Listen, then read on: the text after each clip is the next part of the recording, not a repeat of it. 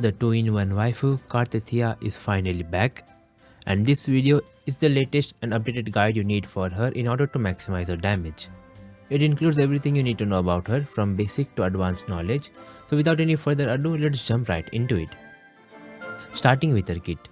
Cartethia's damage scales on HP.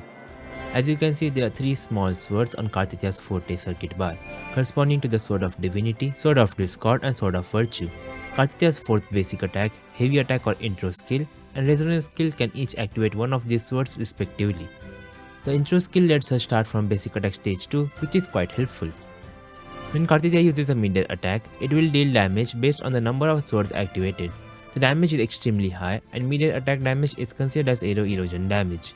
Her heavy attack gives a Sword of Discord, summons a black hole, providing slight crowd control, but is never really used as the same sword can be gained from her intro skill unless you are playing her solo.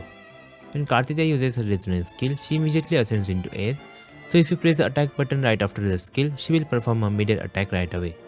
Each sword consumed with this attack grants buffs to Fleurdelys form, which we will discuss in a bit. She applies 1 Aero Erosion with her 4th basic attack, 2 from her intro skill, and 2 from resonance skill. So 5 in total, which makes Cartethyia a bit self-sufficient. When Cartethyia uses her Resonance Liberation, she transforms into Fleurdelys. If her HP was above 50% before transforming, it will drop exactly to 50%. This is not much of a problem as Cartethyia has very high HP. After transforming, all of Cartethia's skills change completely. Her intro skill, normal attacks, resonance skills. She has a 5-hit basic attack combo, with the 5th hit being one of her highest damage dealing abilities. Her resonance skill has 2 parts. The first part sends her in air, which you can connect with her mid-air attack combo, which has 3 stages. I will explain her combos and attacks you should do in detail in the rotation section. Additionally, Cartethyia gains a 12-second buff called Manifest. During this window, Fleurdelys gets the following buffs depending on the swords you triggered. Fleurdelys' 4th basic attack freezes enemies. This is important because her 4th and 5th basic attacks have long animations. It also increases her resistance to interruption. Enemies near Fleurdelys take 50% more Aero Erosion damage, and Aero Erosion triggers twice as fast, which is every 1.5 seconds instead of 3 seconds. This isn't necessarily good for Ciaccona-less teams because the special Resonance Liberation needs Aero Erosion stacks to maximize the damage.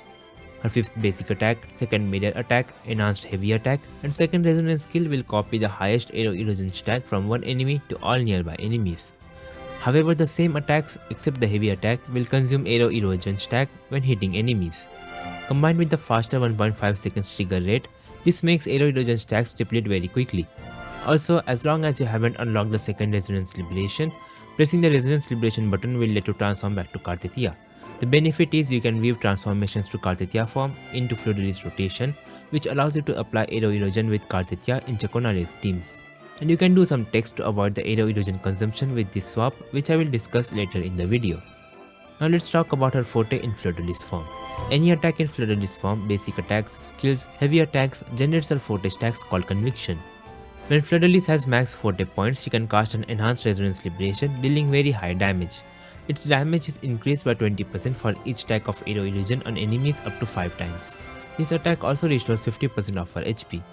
Her first inherent skill increases the healing received by team members, and Aero Rover gains extra forte points after using his Liberation, which is really good to shorten his rotation. The second inherent skill gives her further damage boost by increasing her damage based on stacks of Aero Erosion on targets up to 60%. Her outer skill amplifies the aero damage of other characters on enemies with negative statuses. For her talent priority, her forte circuit, then Liberation, followed by basic attacks, then resonance skill and intro skill.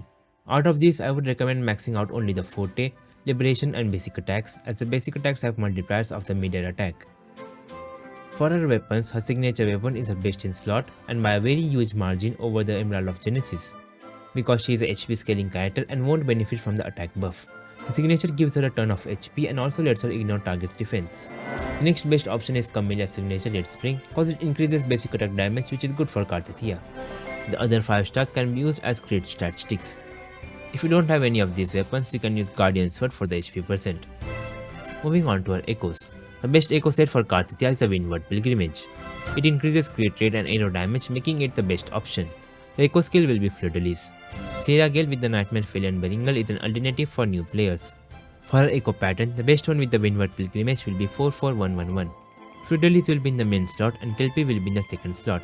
both of them on crit stats. One will be crit rate and the other one crit damage, and HP percent on the one cost echoes. That being said, there's barely any difference between this and the standard 4-3-3-1-1 pattern with double arrow damage. But 4-4-1-1-1 patterns are usually easier to farm, so use the pattern on which you have better echoes. And for substats, first you need enough energy regen. Aim for around 10-20%, which is usually enough for most of our teams, with the higher energy regen being required in Ciaccona-less teams. Then prioritize crit stats, followed by HP percent, basic attack damage bonus, liberation damage and flat HP.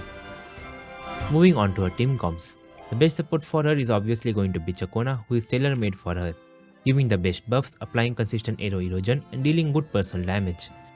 And for the last slot, you need someone that can raise the maximum number of Aero Erosion stacks. And currently there are only two characters, Aero Rover and Chisa. Both are pretty close, with Chisa being around 7% better if you have her signature. Aero Rover gives 26% aero damage amplification from his signature weapon, gives healing and deals some decent damage, as it is better to build damage on him in Cartethyia team comps. Chisa also gives healing, deals good damage and gives up to 30% defense shred. Personally I prefer Chisa cause her gameplay is smoother. You can also use Shorekeeper in the last slot, which is your best option for Whimpering Waves, as there are multiple waves, so it becomes difficult to reach 6 stacks of Aero Erosion on enemies on each wave. If you have S2 Cartethyia, then Shorekeeper becomes the best third slot unit. If you don't have Ciaccona, that's fine. The next best option will be a team made up of both the third slot supports Aero Rover and Chisa. In this team, Aero Rover can convert Chisa's Havoc bench stacks in Aero Erosion, applying necessary amount of Aero Erosion stacks as the limit of it in this team comp raises up to 9. And Rover in this team can activate the Gusts of Welkin set. As a result, the performance gets close to Ciaccona teams in Tower of Adversity. However, Ciaccona is still a lot better when it comes to multi-wave contents like Whimpering Waves. If you don't have Chisa, you can use Shorekeeper in her place. Aero Rover acts as a sub DPS, raising the stacks limit and giving aero damage amplification. There are some tricks you can do with this team to maintain the Aero Erosion stacks, which I will show you in a bit. You can use a buffer like Lynae, as she can provide 24% all damage bonus, 15% all damage amplify and 25% resonance liberation amplify in the sub DPS slot. Sanwa is also an option, as she can buff basic attack damage. This is a simple and easy team comp, but the lack of Aero Erosion application does hurt Cartethyia. And last slot can be a support like Shorekeeper or Aero Rover.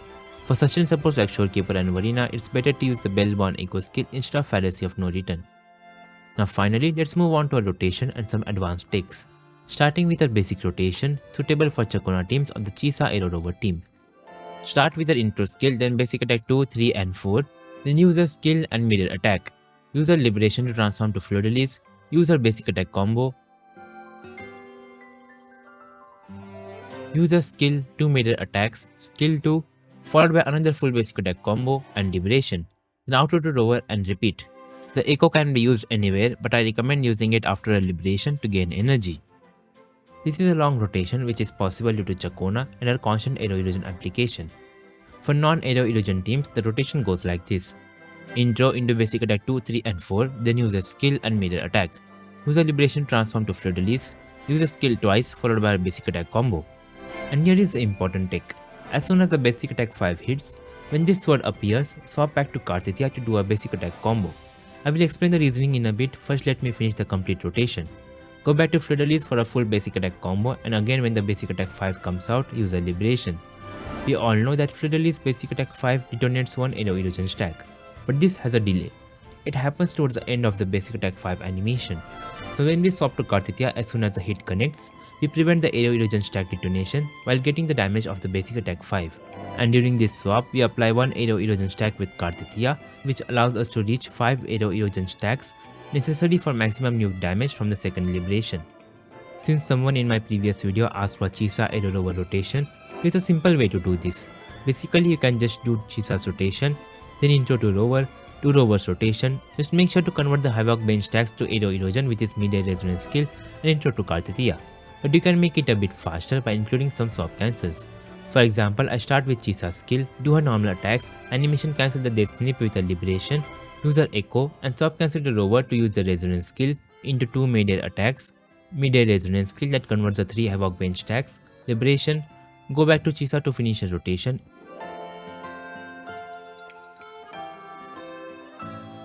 intro to Rover, 2 mid-air attacks, uses enhanced skill and swap cancel to Cartethyia. If Rover's concerto was not filled, you can swap cancel Cartethia's basic attack 4 to go back to Rover and intro to Cartethyia to do her rotation. Now let's talk about her swap cancel windows. Cartethyia has some swap cancel windows in both forms that you can utilize. One of the easiest would be swap cancelling her basic attacks. The third and the fourth one are the easiest to cancel as they have big animation. You can swap cancel the third one to swap back into her and do the fourth attack. In Fleurdelys form, you can swap cancel middle attack 3, skill 2, basic attack 5, enhanced heavy attack. The basic attack 5 is a bit risky cause if you swap cancel early, it will cancel the whole attack. You will have to cancel it as soon as the hit lands, right when the sword comes out. You can use these swap cancel windows to weave in Aero Rover's rotation to shorten his rotation. Moving on to her sequences. Her first sequence is not that great when you compare it with a similar investment like her weapon or Ciaccona for your team, but it is a decent damage increase. The first half of the passive is conditional but applies max stacks of Aero Erosion on new targets after defeating one. This can be very helpful in Whimpering Waves. The next half of the sequence increases the crit damage as per her forte points in Fleurdelys state. It is around 13% damage increase. The S2 is a very big upgrade, and arguably the best S2 we have.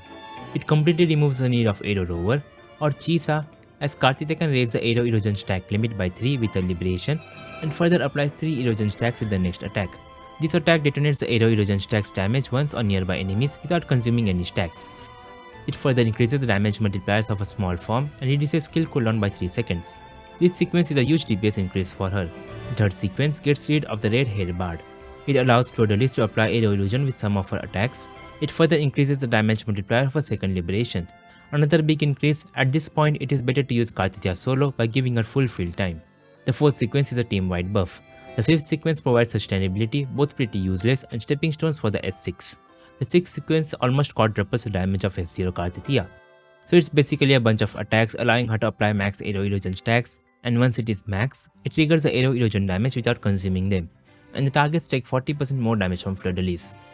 So overall, Cartethyia is one of the best DPS if we invest in her by getting her weapon and premium support. Even without her premium team, she has some great F2P options. She has high interruption resistance in the big form, making her really easy to use. She has many swap cancel windows that you can utilize for some advanced techs. Let me know in the comments who do you think is the best DPS. And that's all for this video. I hope you guys enjoyed it. Don't forget to like and share the video and subscribe for more Wuthering Waves content. Thanks for watching.